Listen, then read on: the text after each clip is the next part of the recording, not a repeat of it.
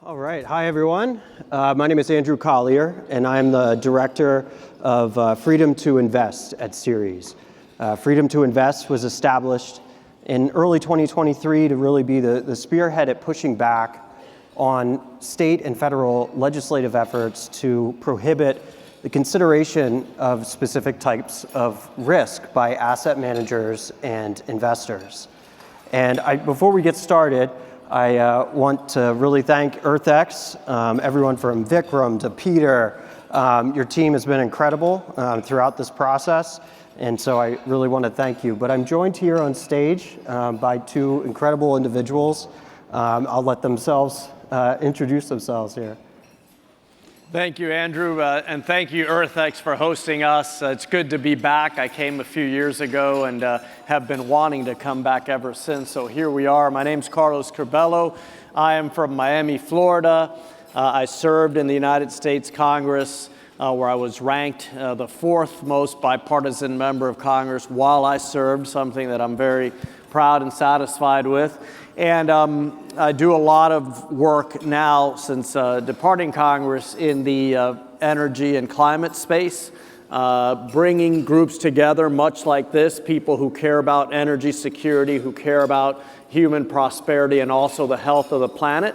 And I try to engage in as many cross-partisan or bipartisan or nonpartisan conversations as possible. I think we need to do everything we can to take ideology and politics out of these conversations about energy and the environment so that we can build the best policy structure possible for our country and for the world. It's wonderful to be here with Andrew and with the senator who's going to introduce himself now.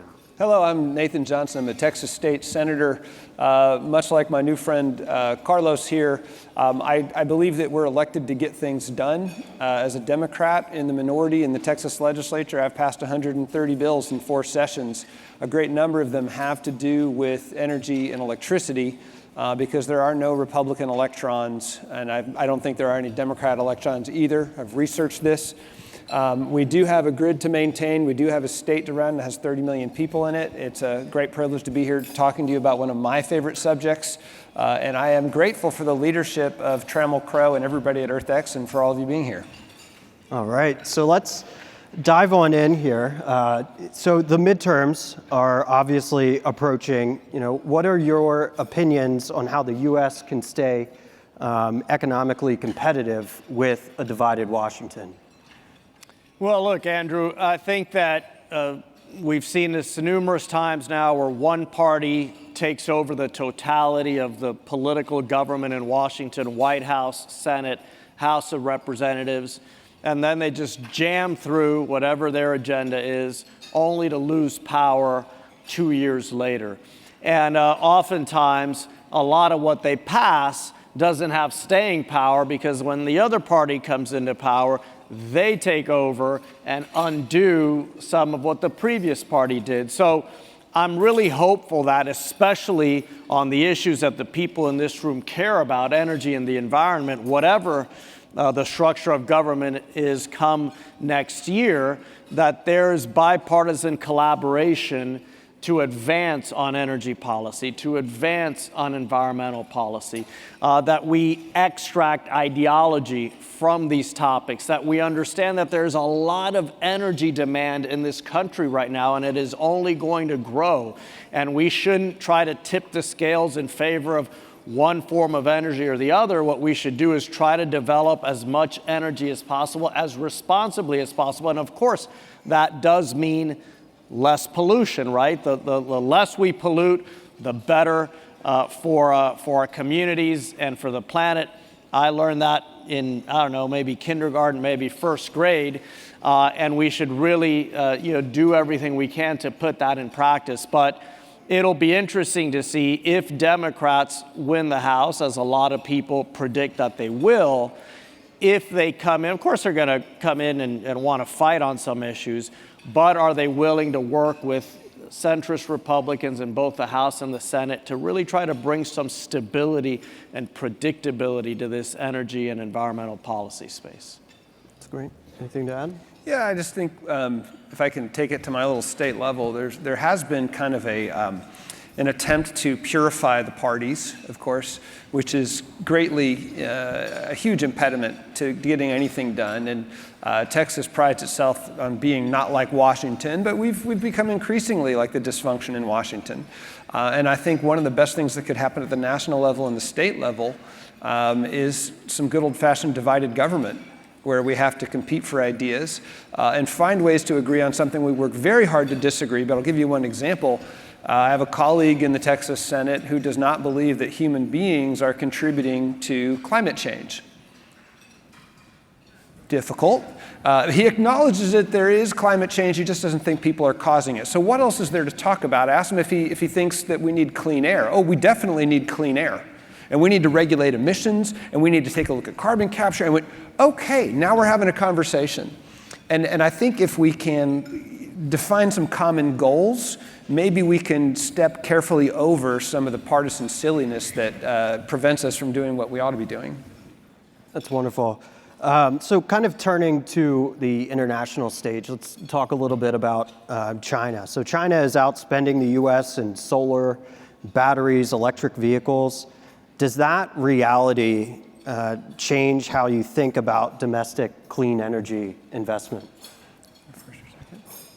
I'll go first because I know less on the subject. This is more of a national issue. But I overheard somebody say the Stone Age didn't end because the Earth ran out of stones.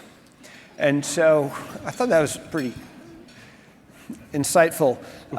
When we're talking about the strength of thermal generation, fossil fuel industry, I don't think it's going away, and it's certainly not going to go away, I think, because we run out of methane or other hydrocarbons.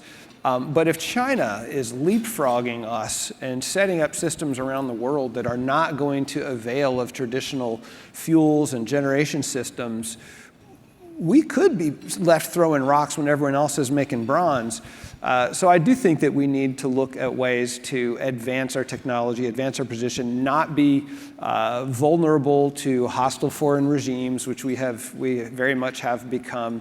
I do think we ought to make it a priority on a national and a state level to invest in advancing technologies, not to the exclusion. This is not to be an opponent of the oil and gas industry in Texas. It's extremely important to national security, to our economy, to our ability to do everything.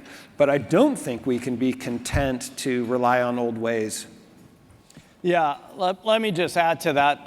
Look, the Chinese government has an advantage over our government. They don't really have to worry too much about politics or elections, right? And that's certainly a tragedy, but it does allow them to plan in a rational way and to depoliticize these issues. So while we have, for example, the previous administration in this country arbitrarily decided that it was going to shut down liquid natural gas exports from the United States. Why? Because there was a part of the Democratic political base that was demanding that. So the Biden administration decided to do that. Now the Trump administration has arbitrarily tried to cancel or slow down or eliminate solar and wind projects in our country. See, this is the kind of stuff that doesn't happen in China. And by the way, I'm not advocating that we adopt the Chinese model of government here. It's a horrible dictatorship that violates human rights, but perhaps we should learn from the way that they plan and the way that they try to lead the world in this sector, the energy sector. They understand that energy independence, true energy independence, comes from renewable energy, from energies where world events can't easily manipulate the prices of energy. We're seeing what that looks like right now. Look at the price of gasoline. Why? Because on the other side of the world, there's a major conflict. That really doesn't happen with solar, with wind, with nuclear, with other types of energy that are more stable and more reliable and where there aren't these violent changes in price, right? So the Chinese understand that, and that's why they are trying to lead the world in battery, in solar, in wind. And we shouldn't politicize these issues to our own detriment. We shouldn't arbitrarily, because 5% or 10% of people in the country are calling for something, take a wrong turn or start taking steps backwards when we have been making so much progress. And by the way, there's a lot to be proud about in this country.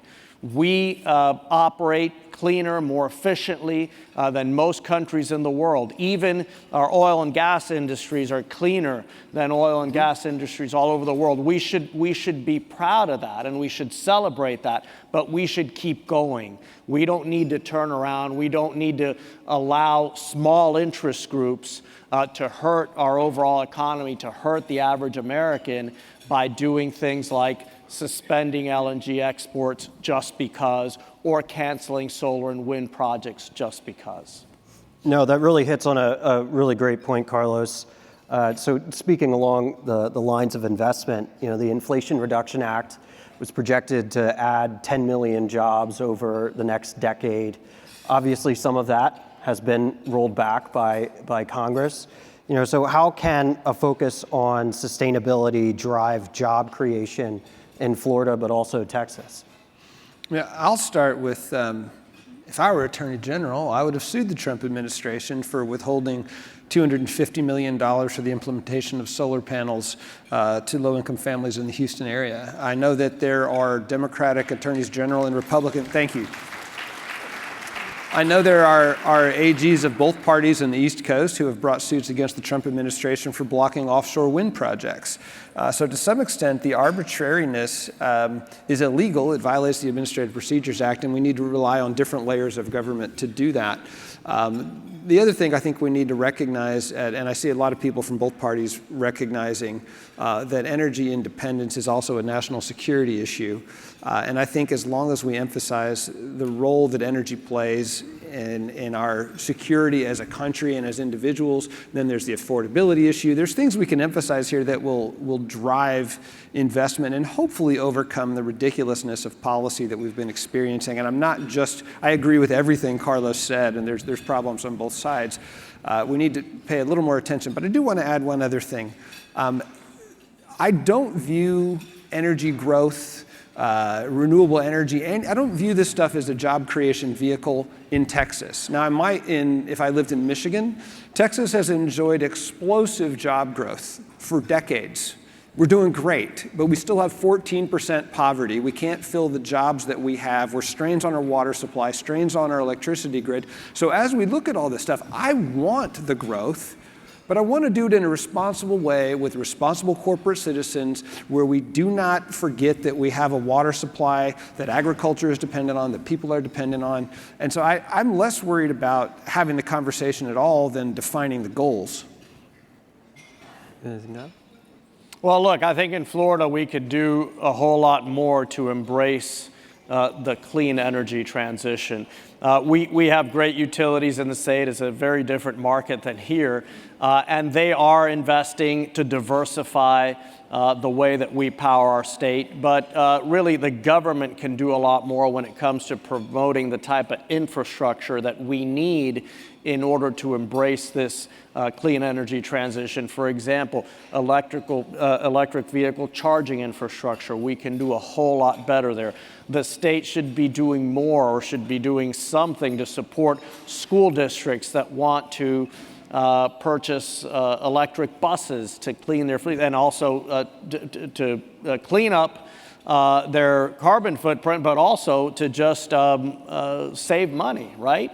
By having an electric vehicle fleet instead of a traditional bus fleet. So we're leaving a lot of opportunities on the table in Florida.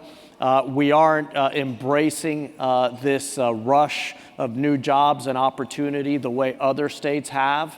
And even though we're doing very well in Florida too, we really do risk falling behind by not meeting this moment and empowering our citizens and local communities to benefit from everything that the transition to cleaner energy has to offer.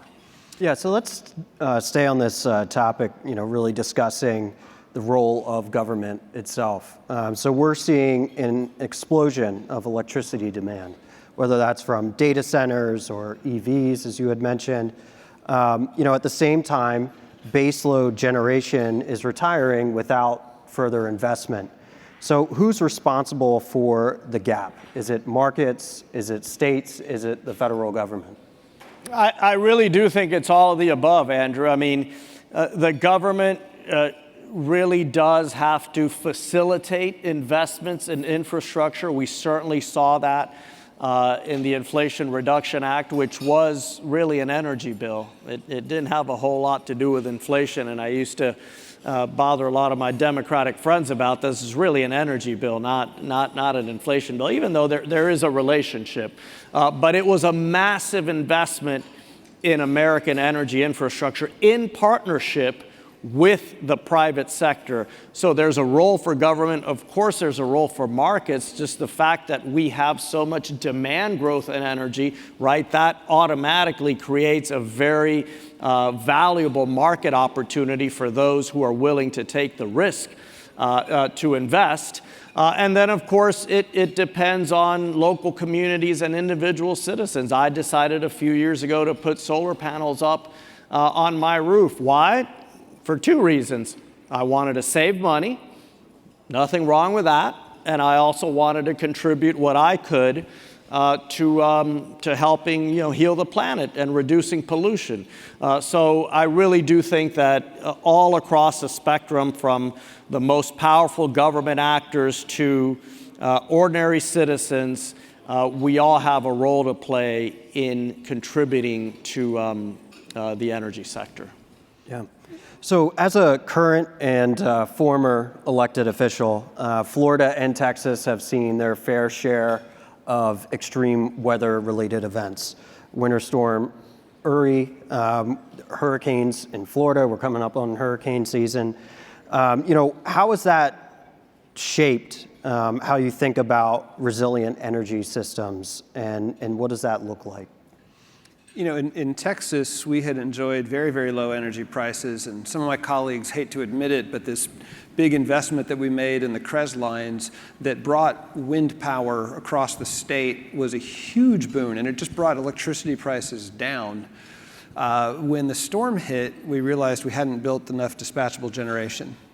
And there was all sorts of talk in the legislature about, we're not just interested in the cheapest power, we need reliable power, we need, and then that all kind of morphed into being anti-renewables, which was where we wound up, and then we have the anti-ESG laws. So it at least started a conversation, but I still think the conversation is fraught with people who believe that solar and wind power killed the grid. And I always used to talk about baking a cake, that you need flour and you need eggs, and a surplus of flour does not cause a shortage of eggs. So if you're lost, the analogy is that the flour is the wind and solar, all the renewables are just growing, growing, growing. That's not killing your egg supply, you just need to get more eggs. So we're in that conversation, how do we get the private sector to produce dispatchable energy? Well, that could be batteries plus solar. Just in the last couple of years, we have built gigawatts worth of solar. I think we have 410 gigawatts of interconnection of generation, of load growth, but the solar power portion of it right now is 89% of it. So how do we have all that load growth match up to solar? Well, we got to have batteries. What about oil and gas? We now have data centers that might build a gigawatt or a 1.5 gigawatt combined cycle gas power plant, feed that into the grid, rely on this, and have an array of solar panels. I think there's so much happening positive as a result of us waking up to the inadequacy of our grid that Texas is in a good place. It was a painful process to go through. But we're awake now and working on it, and I am optimistic that the market, if properly structured by government, cooperating with private sector players who have a long-term view, that Texas is going to be a massive success on the energy front. Yeah, I'd say not just Florida, but the whole country. Diversify our energy supply. Where are we getting our energy from? Let's make that as diverse as possible. There's nuclear, there's geothermal, there's wind, there's solar, there's obviously oil and gas. And the second thing we need to do is really invest in our grid. This is another issue that has become politicized. I mean, there's people out there who are actively opposing grid modernization, okay, investment in good, important American infrastructure that'll create meaningful jobs for people all over the country. People are opposed to this because they think it will benefit renewables. Never mind that we have an outdated, old electric grid system that's vulnerable all over this country. Some people want to oppose modernizing it, making it stronger and better because they think that will benefit wind and solar.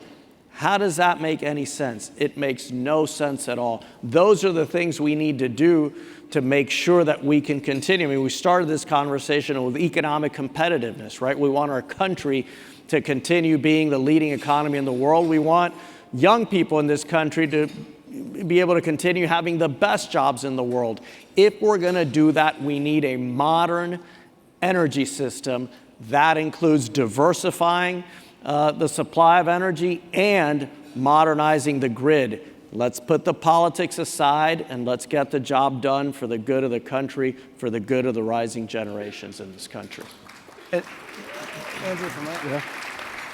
I want to say in Texas, we have a great example of something that might break through that communication. We are electrifying the oil and gas industry. We're literally building transmission infrastructure, solar farms, wind farms to power oil and gas extraction. And so that should be enough to calm people down. The other note I wanted to make is we have people talking about investment in AI data centers and energy generation and transmission in the trillions of dollars. I do think we need to be leery of allowing the private sector to invest so much in the infrastructure that they essentially control it. I do not want the profit motive making decisions for the benefit of the public. I want to work together with business. I don't want to cede the role of government to business, and I think we're at a point when that dialogue has to be very active. That's a really great point. And speaking directly towards your service here in Texas, in the first 9 months of 2025, 36% of your energy came from renewable energy. So Texas has been also at the forefront of passing legislation that prohibits the types of risks that can be considered by asset managers of your public pension funds. So what does the future of energy production look like in the state, and how do you see those kind of attacks on investors playing a role in that? I think that was one of the stupidest bills the legislature ever passed. I said so at the time. I probably used a more politically correct term on the Senate floor.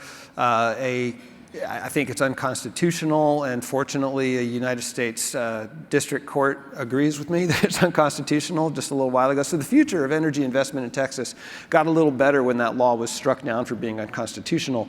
But aside from the legalities of it, the idea, particularly the Republican Party that claims to be business savvy and have respect for private capital and markets and business judgment, you cannot be in favor of the free flow of private capital only when you like where it's flowing. If everybody's making a mistake by investing in renewables, the market will take care of that. But no, it was a big political statement. It was anti-renewable. It was pro-oil and gas. And I don't like having to argue against a bill and looking like I'm against the oil and gas industry. I'm not. I'm just not for coddling an established industry to the detriment of the flow of private capital into one of the most productive investments we can possibly make. Fortunately, the courts just killed that law. I hope it stays dead, and we will move forward without it. And Carlos, Florida has done relatively the same. Yeah, I couldn't have said it any better than the senator, but Andrew, that's why the campaign you lead, Freedom to Invest, you heard it when he was introduced, is so important because it is in defense of free markets. Isn't that what this country is all about? That's why my family came to this country, to seek freedom and opportunity, meaning people invest where they want to invest. If they like this company or that company, if they want to invest in that neighborhood versus this one, that's their right. And they can take into account any risks and any opportunities that they deem fit. Now we have some state legislators who say, well, no, in this state, you can't take into account these risk factors. I mean, that kind of sounds like Cuba, where my parents came from, right? Where the government tells people what they have to do and how they have to do it. So it makes no sense at all. It's antithetical to the free market system. And by the way, we need to be consistent here. It's also senseless for other states and other governments to try to say, well, you have to divest from oil and gas investments. No, as long as those are legitimate businesses that are sanctioned under the law, people should have the right to invest in them, but they should also have the right to take into account risks like flooding in Florida. Wow, I mean, what a concept, right? A hurricane might come and these properties might get flooded. And sadly, it happens all the time in our state.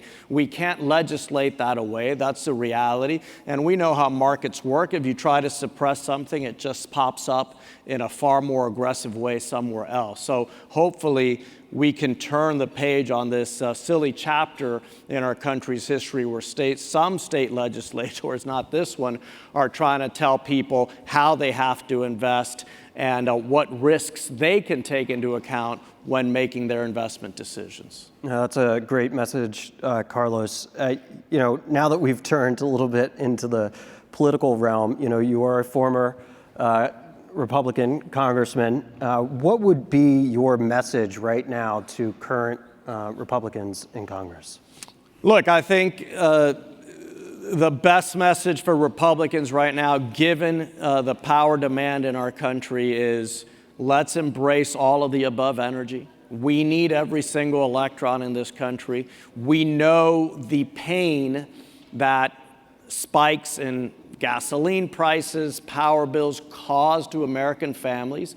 We know that while there are a lot of people doing well in this country, there are a lot of people struggling. I mean, you see it in the polling. The K-shaped economy is a real thing. And if Republicans actually want to contribute to making quality of life better in this country, making things more affordable in this country for the average family, not for those who are already doing very well, this topic of energy is the key. And it is going to be the key going forward, given the growing demand. For a long time, we had flat demand in the country when it came to power. There wasn't this thirst for more power, right? That is all changing, and it's only going to grow from here on out. So the key here is to adopt a smart energy policy that honors our commitment to the environment, that makes sure we can turn over a planet that's at least as healthy as the one we're able to live into future generations. That's what Republicans should focus on. But by the way, Andrew, it's also what Democrats should focus on, right. And they should work together and stabilize this policy-making space so that people can invest and can comfortably know that we're not going to have blackouts in this country, we're not going to have horrible power spikes, that energy is not going to become a challenge to daily life in America. That's great. And so we have time for one more question, and it'll be pretty direct. So, what's the one thing that you both believe that your party does wrong? You go first, Carlos. Well, look, I'll say I think we could both come up with long lists, but if I just have to choose one thing, I will say that this politicizing of the energy issue, believing that we need to favor certain sources of energy over others. It just makes no sense. It's kind of like choosing among your children, like, well, I'm gonna favor this child to the detriment of the others. That's not that makes no sense. No good parent would do that. And when it comes to energy, it's so critical to our economy, to the quality of life of every American, that I think every Republican in Congress should really think about this and say, we're going to adopt the best policies that help us have reliable, affordable energy in this country while protecting the environment. Home field advantage, last word. Well, but I think unfortunately, I wish we could fight about stuff instead of the people I have to fight with, because we agree on a lot of things. I think that my advice to Democrats would be, don't cede this landscape to the Republicans. There's so much that Democrats are angry about right now, and I'm angry with them. I think there's a tendency to overlook issues like energy. And I don't think, we're at a very difficult point ideologically where it's serious. I think it's not so much Democrats versus Republicans these days as it is serious versus not serious when you get to topics like this. Be the Democrat who's serious. Get involved in this stuff and do not settle for superficial, easy answers. Democrats get pummeled for saying Green New Deal, or they get raised up on shoulders as heroes for saying Green New Deal. When you get rhetoric like that, it's supercharged and nobody hears past it. I think it's important to have a much more sophisticated analysis of the energy space, recognize that we don't exactly know where we're going. We're in a very exciting time of rapidly changing technologies, but to be able to set up the governmental structures that are necessary for a responsible development, for a beneficial development of this, is going to take some real hard policy work. It does not fit neatly into a campaign or a poster or a website, and it doesn't get clipped and put on social media very often. And if it does, no one will see it. But dig into this stuff, because it really matters, and it really will be beneficial to us right here and now, and ensure that we can still be here later. Well, that's the end of our conversation today. I want to thank both of our panelists here, both Carlos and State Senator, and thank you all for your time, and I hope you enjoy the rest of EarthX. Thank you.